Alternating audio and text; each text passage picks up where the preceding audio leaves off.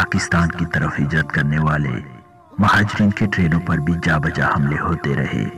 اکثر ٹرینوں کے سارے مسافر فنا کے گھاٹ اتار دیے جاتے، نوجوان لڑکیاں اغوا کر لی جاتی اور ان کی زندگیاں موت سے بدتر ہو جاتی۔ اس ضمن میں ایک واقعہ کا راوی گھنٹا سنگھ والے ریلوے اسٹیشن کا اسسٹنٹ ریلوے ماسٹر خود ہے۔ وہ کہتا ہے، ایک مہاجر ٹرین فیروز پور کی طرف سے قصور آ رہی تھی۔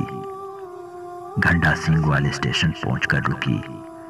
مجید یزدانی صاحب پلیٹ فارم پر اس کا استقبال کر رہے تھے۔ گاڑی رکی تو انہوں نے دیکھا کہ سب بوگیاں خون سے لت پت ہیں اور ڈبوں میں لاشوں کے انبار لگے ہیں۔ یہ منظر اس زمانے کا معمول تھا۔ آگے ایک اور قسم کا منظر آ رہا تھا۔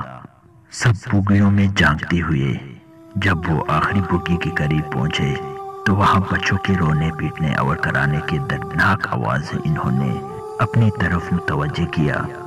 جھانک کر دیکھا تو ایک روح فرسا منظر ان کے سامنے تھا۔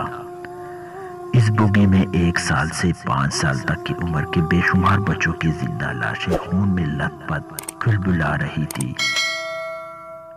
ان بچوں کو ذبح نہیں کیا گیا تھا، بلکہ ان کے ہاتھ پاؤں کاٹ کر زندہ لاشوں کی صورت میں پاکستان کی طرف دھکیل دیا گیا۔